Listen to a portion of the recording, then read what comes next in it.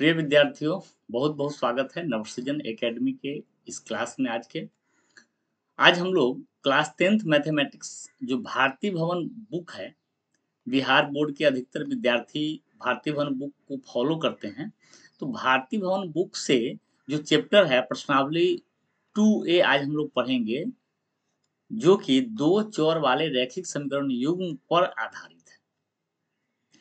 तो आइए हम लोग आज के इस क्लास को शुरू करते हैं। क्लास को शुरू करने के पहले मैं आपको ये बता दूं कि हम इस चैप्टर पर दो चौर वाले रैखिक समीकरण युग्म वाले चैप्टर पर एनसीईआरटी का सारा चैप्टर, जितना भी चैप्टर है एनसीईआरटी बुक में, वो हम ऑलरेडी सॉल्व कर चुके हैं, पढ़ा चुके हैं। आप अगर इस चैनल पे नए हैं तो कृपया इस चैनल को सब्सक्राइब करें और हमारे उस वीडियो को भी आप देख सकते हैं। बहरहाल हम लोग आज के इस वीडियो को शुरू करते हैं। प्रश्नावली 2A में सबसे पहले आपको अति लघुत्तरीय प्रश्न पढ़ना है, जिसमें पहला एक क्वेश्चन है 3x - 2y + 1 = 0 को संतुष्ट करते हुए रिक्त स्थानों को भरे। जब x = 1 है तो y बराबर क्या होगा, और y = 5 है तो x बराबर क्या होगा। बहुत ही आसान क्वेश्चन है। इसको आप लोग कैसे हल करेंगे, तो लिखेंगे दिया हुआ समीकरण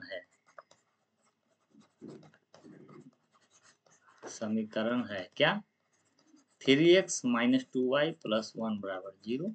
लिखेंगे एक में, यहीं पर लिख दीजिए एक का एक। जब x = 1 है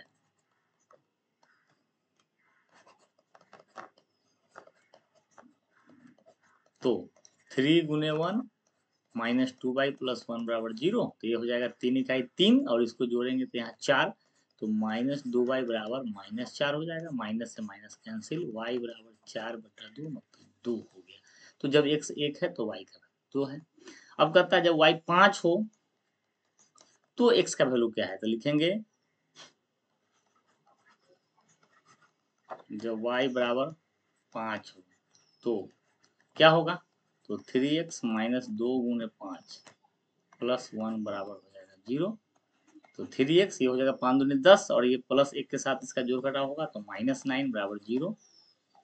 तो 3x = हो जाएगा 9, और x = 9/3, इसका मतलब हो जाएगा 3। तो x का वैल्यू यहाँ 3 आ गया। बहुत ही आसान है। दो चर वाले समीकरण में पहले एक चर का मान दिया हुआ है और दूसरे चर का मान निकालना था, हम लोग आसानी से इसको निकाल पाए। अब हम लोग चलते हैं अगले क्वेश्चन में। दूसरा क्वेश्चन है, कह रहा है निम्नांकित में सही गलत कथन को पहचानें। समीकरण 5x - 2y = 7 का एक हल x = 3 और y = 4 है। तो अगर यह x = 3 और y = 4 दिए गए समीकरण का हल होगा तो यह मान इस समीकरण को संतुष्ट करेगा, एलएचएस और आरएचएस बराबर होगा। तो हम लोग लिखेंगे 2 का एक हल।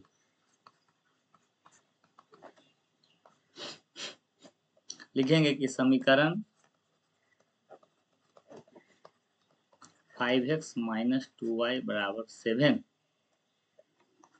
में x = 3 तथा y = 4 रखने पर एलएचएस बराबर क्या होगा, तो 5 × 3 - 2 × 4, तो 5 या 15 - 8 बराबर हो गया 7, और यही बराबर किसके हो रहा है, आरएचएस के।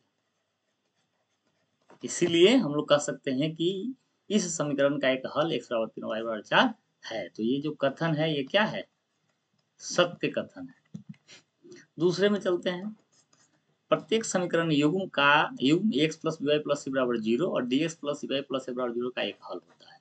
अब आपको इस क्वेश्चन को पढ़ने के लिए आपको पढ़ना होगा, या फिर अगर आप पढ़े होंगे तो रिवीजन कर लेते हैं हम लोग फिर से, कि दो चर वाले रैखिक समीकरण युग्म का मानक रूप क्या होता है। दो चर वाले रैखिक समीकरण युग्म का मानक रूप होता है ax + by + c = 0 और dx + ey + f = 0।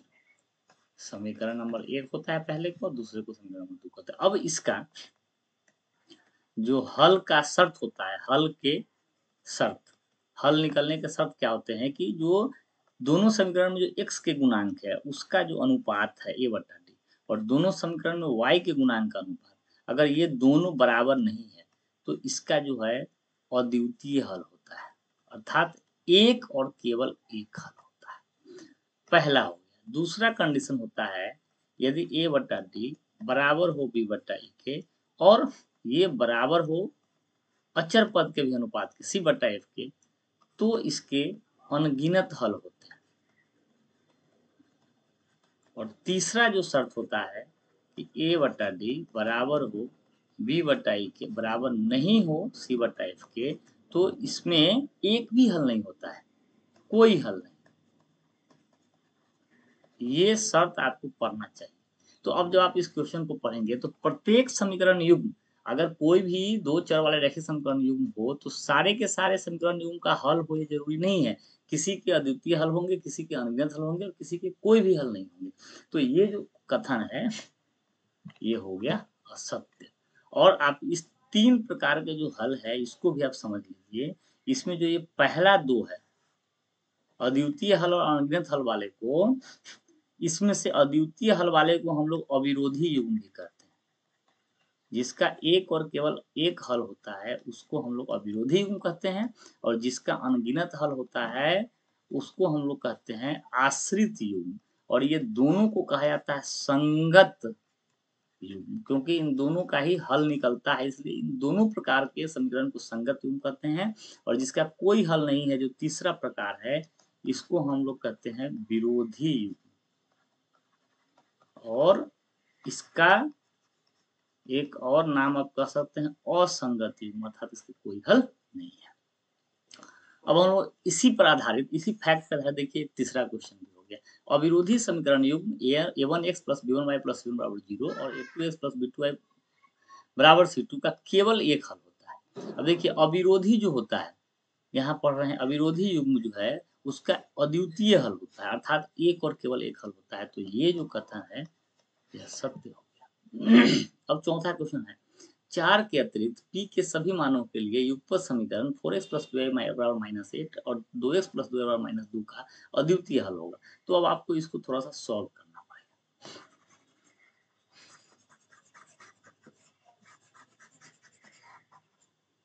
तो हम लोग ये 2 का चौथा क्या समीकरण है, 4x plus p y equal to minus 8 और 2x प्लस 2y बराबर माइनस 2।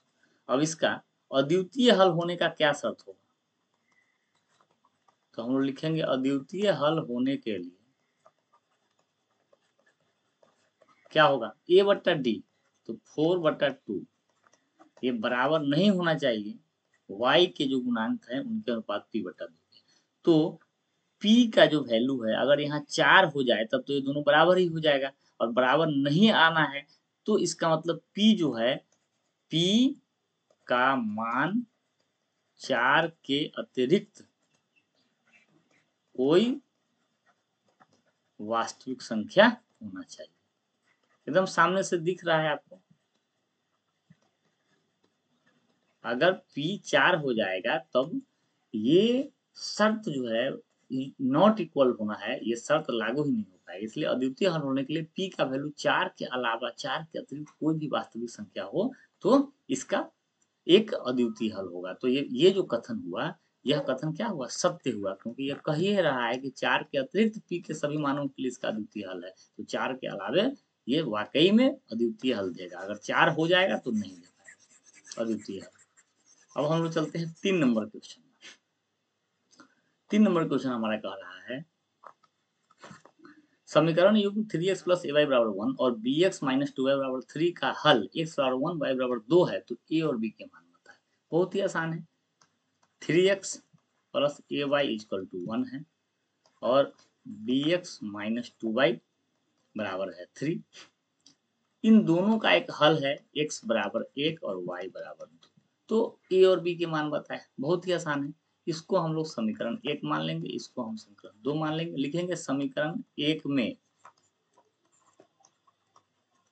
x तथा y का मान रखने पर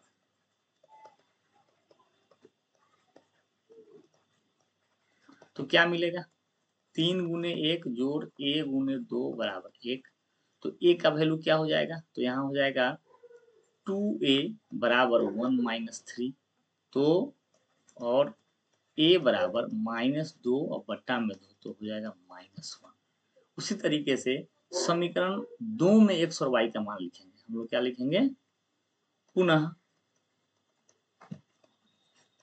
समीकरण 2 में x तथा y का मान रखने पर तो क्या मिलेगा, b गुने 1 माइनस 2 गुने 2 बराबर 3, और तो b बराबर, अब देखिए ये 2 और 2 का गुना 4 और ये माइनस में है, बराबर के उस तरफ भेजेंगे तो 3 + 4, तो b बराबर 7 हो गया। तो इस प्रकार से आप देख सकते हैं कि इन दोनों समीकरणों से a का वैल्यू हो रहा है -1 और b का वैल्यू हो रहा है 7। तो हम लोग क्या लिखेंगे यहाँ, a बराबर -1 और b बराबर 7।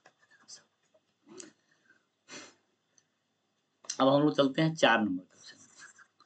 4 नंबर क्वेश्चन हमारा क्या है, 4 नंबर क्वेश्चन कह रहा है कि समीकरण x + y = 6 के कितने हल होंगे। ये बहुत ही अच्छा क्वेश्चन है, बहुत ही कंसेप्ट वाला क्वेश्चन है। आप सब लोगों को ये क्वेश्चन निश्चित रूप से समझना चाहिए अच्छे ढंग से। अब देखिए, समीकरण है x + y = 6, इसके कितने हल होंगे। जब भी दो चर वाले समीकरण हो, दो चर वाले समीकरण हो, तो जब दो चर होंगे तो वहां पे समीकरण युग्म होना चाहिए। इसीलिए आप देखेंगे इस चैप्टर का नाम है दो चर वाले रैखिक समीकरण युग्म। जब दो चर होंगे तो दोनों चर का मान निकालने के लिए दो समीकरण की जरूरत होती है, दो समीकरण चाहिए, दो समीकरण था तो युग्म में समीकरण चाहिए। अगर दो गो चर है और समीकरण एक ही है तो उसका एक निश्चित हल नहीं मिलेगा। अगर दो चर है और एक ही समीकरण हो तो उसका निश्चित हल हम लोग नहीं निकाल पाएंगे। तो फिर इसका हल कैसे होगा, तो यहाँ पे x और y का जो हल है ये एक दूसरे पर आश्रित है। x के कुछ मानों के लिए y का भी कुछ न कुछ मान आता ही रहेगा। x के जितने भी मान आप लेंगे, चूंकि वास्तविक संख्याएं अनंत है तो x का कोई भी वैल्यू वास्तविक संख्या के रूप में आप लेने के लिए यहाँ स्वतंत्र है, तो y का भी मान अकॉर्डिंगली ही कुछ न कुछ वास्तविक संख्या आ जाएगा। तो जैसे हम लिखेंगे यदि x बराबर 0, y बराबर 6 हो जाएगा, x बराबर 1 लेंगे तो y बराबर 5 हो जाएगा, x बराबर 2 लेंगे तो y बराबर 4 हो जाएगा, x बराबर -3 लेंगे तो y बराबर 9 हो जाएगा। तो आप x के लिए कोई भी एक मान रखेंगे तो y का एक न एक मान वास्तविक संख्या के रूप में आ ही जाएगा। तो जब भी दो चर वाले समीकरण हो और समीकरण एक ही हो, दो समीकरण न हो करके समीकरण एक ही हो, तो वे x और y का वैल्यू एक दूसरे पर आश्रित होते हैं और उनका अनगिनत हल होता है। तो x + y = 6 के कितने हल होंगे, तो इसका आंसर होगा अनगिनत। अनगिनत हल होंगे। कोई भी दो चर वाला एक समीकरण हो, दो चर वाला एक रैखिक समीकरण अर्थात युग्म नहीं है, दो समीकरण नहीं है। अगर दो चर में एक ही रैखिक समीकरण हो तो उसके अनंत हल होते हैं। इसको आपको याद रखें, दो चर वाला एक रैखिक समीकरण हो तो उसके अनंत हल। आशा करता हूँ आपको ये समझ में आया होगा। अब हम लोग अगर आगे चल सकते हैं, 5वां नंबर क्वेश्चन है रिक्त स्थान पर, काफी आसान है। वह समीकरण युग्म जिसका एक और केवल एक हल होता है। तो अभी हम लोग पिछले स्लाइड में पढ़े हैं कि जब भी किसी समीकरण युग्म का एक और केवल एक हल हो तो उसको हम लोग क्या कहते हैं, उसको हम लोग कहते हैं अविरोधी युग्म, अविरोधी समीकरण। और जिसका कोई हल ना हो तो उसको कहते हैं विरोधी, और जिसके अनगिनत हल हो तो उसको आश्रित बोलेंगे। अब है युगपत समीकरण। अब यहाँ युगपत है, युगपत का मतलब होता है युग्म। 2x + 3y = 8 और 4x + 6y = 7 के कितने हल होंगे। तो हम लोगों को ये क्वेश्चन बनाने के लिए पहले समीकरण लिखना है 2x + 3y, और मानक रूप में लिख लें, ज्यादा अच्छा होगा मानक रूप में लिखें। ये है समीकरण नंबर 1, ये है समीकरण नंबर 2। अब इसका कितने हल होगा, तो हल जानने के लिए हमको शर्त पता करना है। तो a/d निकालिए, b/e निकालिए और c/f निकालिए। तो a/d बराबर 2/4 बराबर 1/2 और b/e बराबर है 3/6, तो ये भी 1/2 और c/f है -8/-7 तो हम लोग क्या देखते हैं, देखेंगे कि यहाँ a/d बराबर है b/e के और ये बराबर नहीं है c/f के। तो इस प्रकार के समीकरण युग्म को हम लोग क्या कहते हैं, विरोधी कहते हैं और इसका कोई हल नहीं होता है, कोई हल नहीं होता है। तो इस प्रकार से आप छठा का जो पहला नंबर है उसको बना। और एक बात है, जब भी आप इस तरह का शर्त निकालें और a/d बराबर नहीं हो b/e के, तब आप आगे नहीं जाएं, c/f को निकालने की जरूरत नहीं होगी। तब सीधा इसको बोल सकते हैं कि इसका हल जो है यूनिक होगा, अद्वितीय हल होगा। और अगर ये दोनों बराबर हो जाए तब आपको c/f भी देखना होगा। तो फिर हम लोग चलते हैं छठा का दूसरा नंबर का क्वेश्चन। युगपत समीकरण x + 2y - 8 बराबर 0 और 2x + 4y 16 के कितने हल होंगे। तो समीकरण लिख लीजिएगा पहले, x + 2y - 8 बराबर 0 और 2x + 4y - 16 बराबर 0। फिर लिखेंगे a/d तो 1/2, b/e तो 2/4, तो ये भी हो गया 1/2, है ना। तो दोनों बराबर है तो c/f भी निकालना होगा, -8/-16 ये भी 1/2। तो ये सब बराबर है, a/d बराबर है b/e बराबर है c/f। तो जब भी तीनों बराबर हो तो इसको कहते हैं आश्रित युग्म, और आश्रित युग्म के अनगिनत हल होते हैं, ठीक है। फिर उसी तरह से आप 6 का 3 भी बना सकते हैं। समीकरण निकाय 2x + 3y बराबर 7 और 6x + 5y बराबर 11 के कितने हल होंगे। तो a/d निकाल लीजिए तो 2/6 हो जाएगा बराबर 1/3 होगा। b/e निकालेंगे तो 3/5 हो गया। तो यहाँ हम देखते हैं कि a/d और b/e बराबर नहीं है, तो आगे बढ़ने की जरूरत नहीं है। a/d बराबर नहीं है b/e के, मतलब इसके एक अद्वितीय हल होंगे, अर्थात एक और केवल एक हल हो गया। अब हम लोग चलते हैं 7वें नंबर क्वेश्चन में। 7वां नंबर क्वेश्चन क्या कर रहा है, यदि युग्म a1x + b1y + c1 बराबर 0 और a2x + b2y + c2 बराबर 0 के लिए a1/a2 बराबर नहीं है b1/b2। यहाँ पे a बी सी और डी ई एफ के जगह पर a1x b1y c1 और a2x b2y c2 लिख दिया है, तो इसे घबराने की जरूरत नहीं है। a1/a2 का मतलब वही है जो हम लोग a/d पढ़ते थे, अर्थात x वाले जो अचर है उनका अनुपात है। तो अब हम लोग को क्या कह रहा है कि a1/a2 बराबर नहीं है b1/b2। तो जब भी हम लोग देखेंगे कि x वाले अचर का जो अनुपात है और y वाले अचर का अनुपात बराबर नहीं हो, तो इसको हम लोग क्या कहते हैं, इसको हम लोग कहते हैं अविरोधी युग्म। और अविरोधी युग्म पे कितने हल होते हैं, तो एक और केवल एक हल होते हैं, अर्थात अद्वितीय हल होते हैं। तो इसका आंसर यही हो गया। कितने हल होंगे, तो एक और केवल एक हल होंगे, अद्वितीय हल होंगे। तो इस प्रकार से इसको भी हम लोग हल कर लिया। अब हम लोग 8वें नंबर क्वेश्चन में है, इसको भी आप खुद से बना सकते हैं। बताएं कि निम्नलिखित युगपत समीकरण में ये अविरोधी है कि विरोधी है या आश्रित है। तो सारे क्वेश्चंस को लिखना है और आपको क्या निकालना है, a/d निकालना है, b/e निकालना है, c/f निकालना है। अगर a/d b/e बराबर नहीं होगा तो अविरोधी, अगर ये दोनों बराबर हो गया तो c/f भी निकालेंगे और जो 3 शर्त है उसके आधार पर इसको जो है बना सकते हैं। अभी आप हम लोग चलते हैं 9 नंबर क्वेश्चन। x + 2y = 8 और 4y - 3x बराबर 11 को हल करने में किसी विद्यार्थी का हल x बराबर 6 और y बराबर 1 आए, क्या उसका उत्तर सही था, सकारण लिखें। तो आप क्या करेंगे, x का वैल्यू जो है इन दोनों समीकरणों में रखेंगे और LHS बराबर RHS हो रहा है कि नहीं हो रहा है ये देखेंगे। अगर ये दोनों हो गया तो कहेंगे उत्तर सही था, नहीं हुआ तो बोलेंगे उत्तर गलत है। 9 का 2 भी उसी टाइप का क्वेश्चन है, आप उसको भी बना सकते हैं। 10 में आते हैं, दो चरों में समीकरण 3x - 2y बराबर 9 को संतुष्ट करने वाले मान युग्मों के भुज या कोटि दिए गए हैं, रिक्त भुज या कोटि को भरकर सारणी को पूरा करें। यहाँ आप एक जानकारी ले, भुज और कोटि, भुज को अंग्रेजी में कहते हैं एब्सिसा,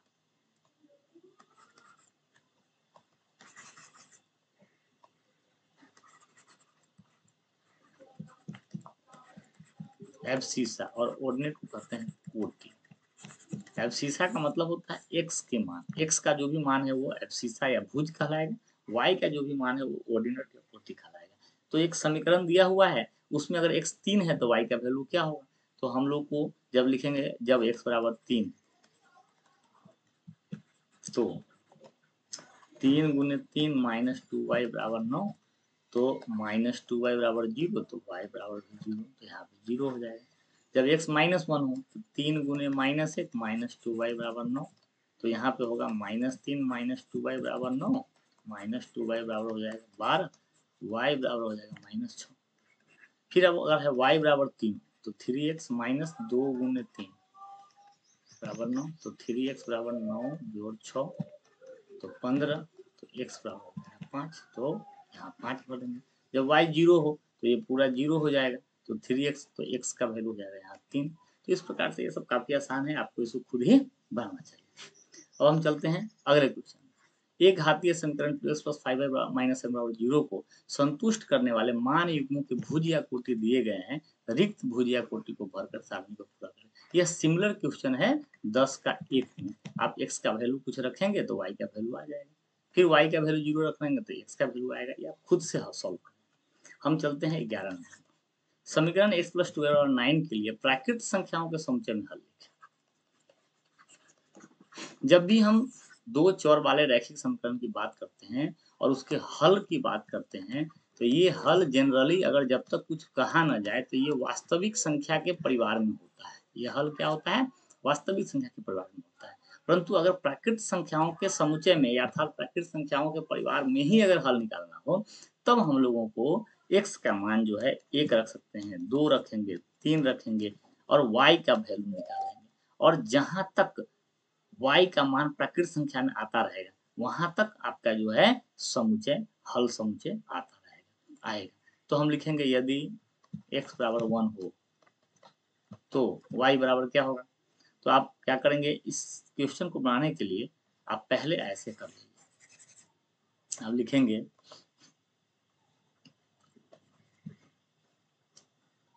x प्लस 2y बराबर 9 दिया गया समीकरण है, तो y बराबर होगा 9 माइनस एक्स बटा। अब लिखेंगे यदि x बराबर 1,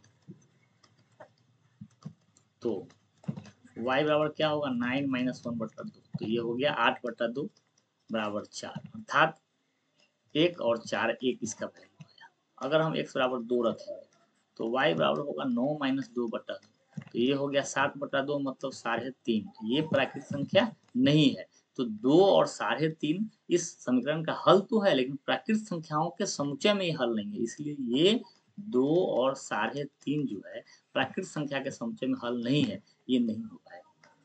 अब लिखेंगे x बराबर 3, तो 9 माइनस 3 बटा 2, तो 6 बटा 2 तो 3, तो 3 भी इसका एक प्राकृतिक संख्या के समुच्चय में हल है। अगर x बराबर 4 रखेंगे तो यहाँ होगा 9 माइनस 4 बाई 2, तो ये भी हो जाएगा 5 बटा 2 2.5, ये भी नहीं होगा। x बराबर अगर 5 रखेंगे तो y बराबर होगा 9 माइनस 5 बटा 2, तो यहाँ हो जाएगा 2, तो 5 और 2 सही है। फिर x बराबर आपका 6 रखेंगे तो ये जो है प्राकृतिक संख्या नहीं आएगा। 7 रखेंगे तो 9 माइनस 7 बटा 2, तो 2 बटा 2, तो ये 1 हो जाएगा, तो 7 1 भी एक हल होगा। अब जैसे ही अब x बराबर आप 8 रखेंगे तो फिर से यह पॉइंट में आएगा, और x बराबर 9 रखेंगे तो 9 माइनस 9 बटा 2 y बराबर तो 0 हो जाएगा, 0 प्राकृतिक संख्या तो है ही नहीं, तो ये भी नहीं होगा। अब x बराबर जैसे आप 10 रखेंगे तो 9 माइनस 10 बटा 2 तो माइनस 1 बटा 2, ये तो परिमेय संख्या आ गया, तो ये भी नहीं होगा। अर्थात यही 4 वैल्यू जो है प्राकृतिक संख्या के परिवार में, प्राकृतिक संख्या के समुच्चय में इसका आंसर होगा, बस। तो आप सिमिलरली आप ये जो 2 नंबर क्वेश्चन है ये भी आप हल कर सकते हैं।